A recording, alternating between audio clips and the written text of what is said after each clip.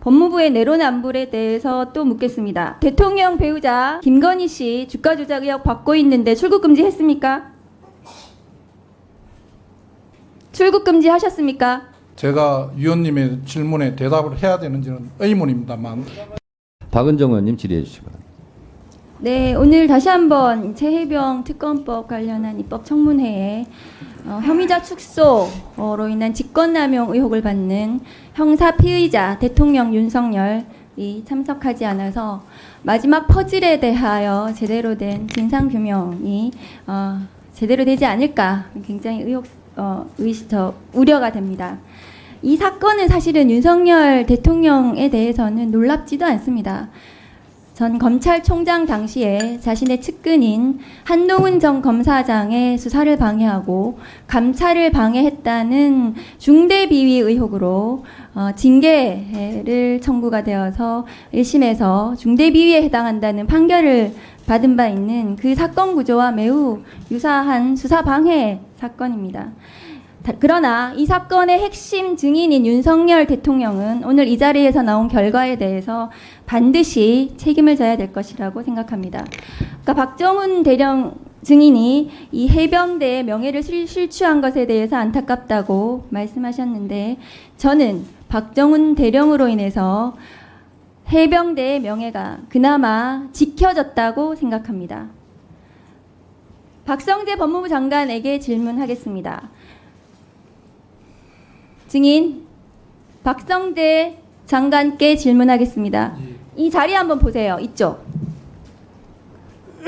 본인 국민의힘 소속이신가요? 저는 정당이 없습니다. 두 차례나 국회 법사위 회의에 불출석하셨어요. 국민의힘 의원들하고 같이. 왜 따라 하십니까?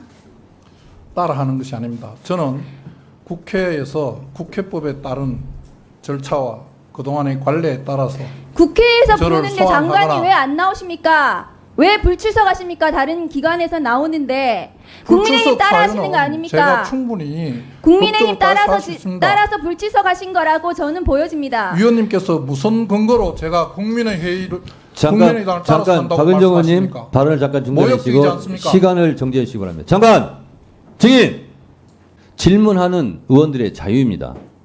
아시겠습니까? 질문하시죠. 다시 한번 법무부 장관에게 말합니다. 법무부 장관이 충성해야 될 대상은 윤석열 대통령이 아니라 국민입니다. 질문하겠습니다.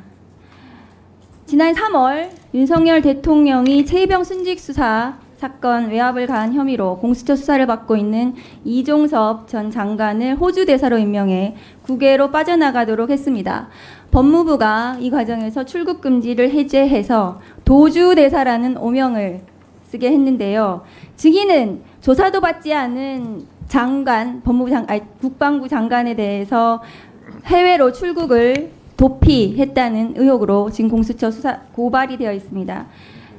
증인의 법무부는 조사도 받지 않은 핵심 피의자가 수첩이라든가 이런 핵심 증거들을 외국으로 빼돌릴 수 있는 이런 기회를 부여한 수사 방해 의혹이 있다고 보여집니다. 어떻게 생각하십니까?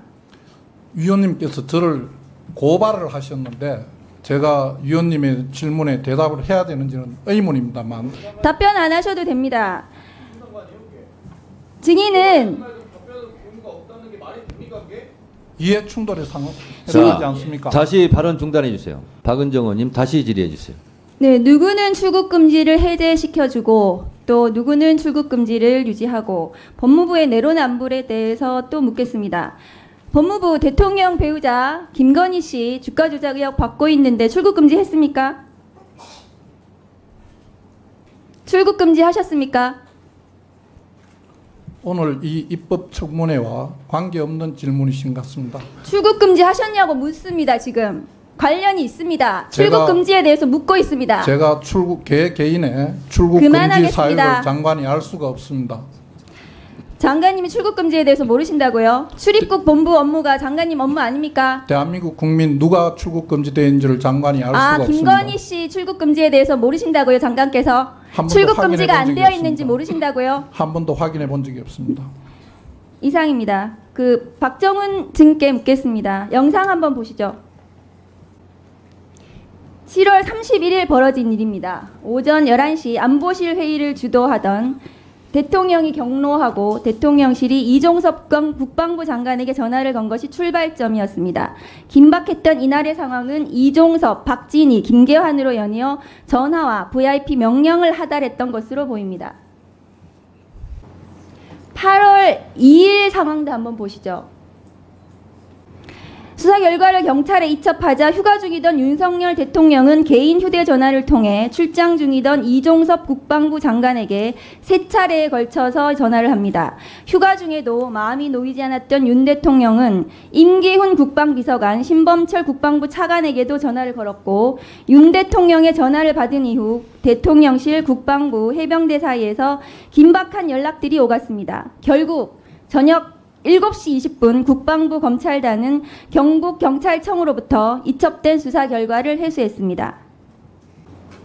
8월 2일의 상황입니다.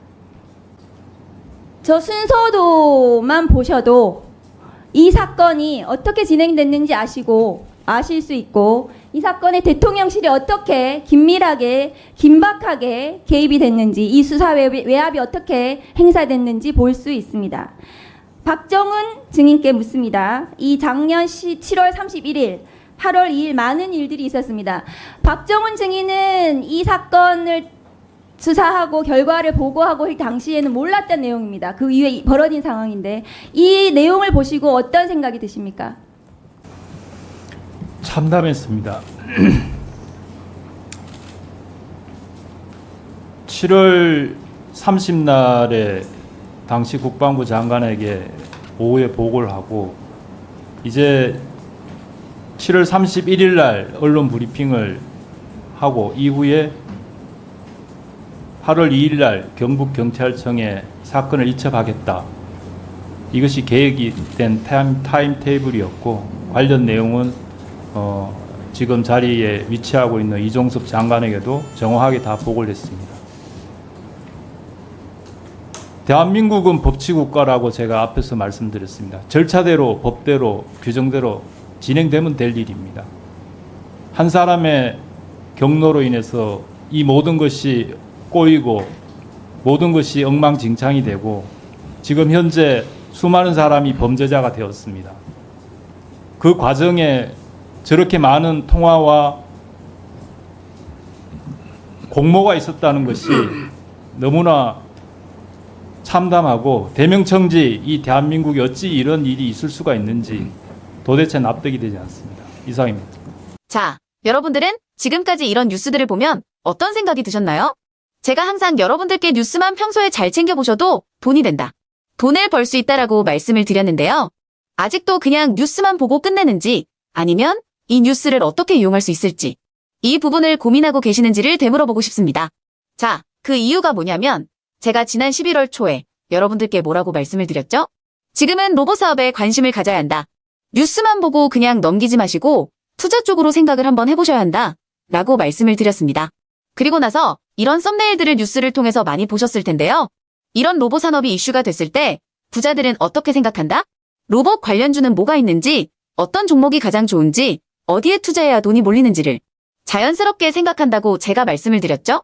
그 이유가 뭐냐면 부자들이 봤을 때는 이슈가 곧 돈으로 이어지고 그 이슈가 나에게 돈을 벌어준다는 경험적 확신이 있기 때문에 부자들은 항상 이런 사회적 이슈를 관심 있게 챙겨본다.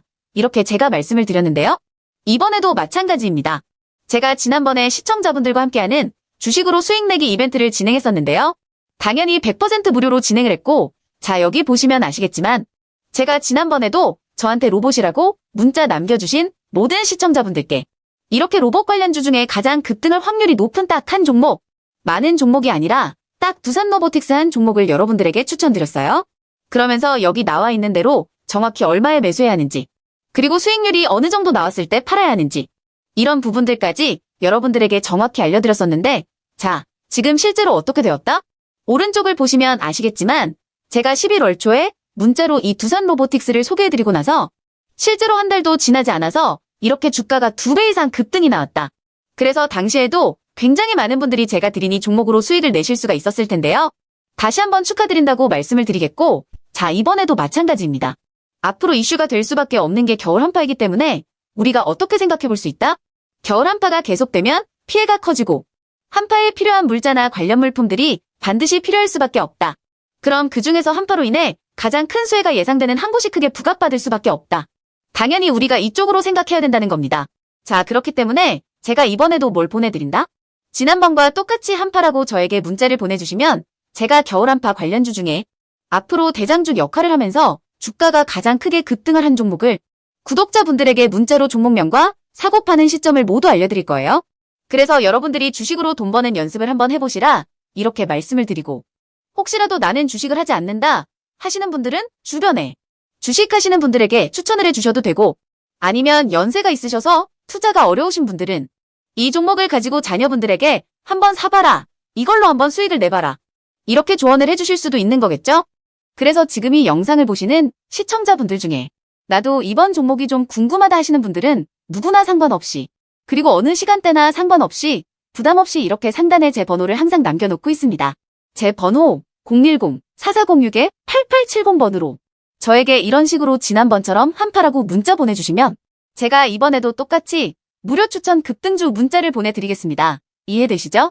그래서 제 번호 010-4406-8870번으로 한파라고 문자 보내주시면 여러분들이 직접 이슈를 통해서 돈 버는 연습을 해보실 수가 있는 거고, 제가 돈을 받는 것도 아니고 투자를 대신해드리는 것도 아니니까 부담 없이 신청해주시면 되는 겁니다. 그리고 수익이 나면 저는 다른 것은 바라지 않습니다. 제 채널에 구독, 좋아요 한 번씩만 눌러주시라 이렇게 다시 한번 말씀을 드리겠습니다.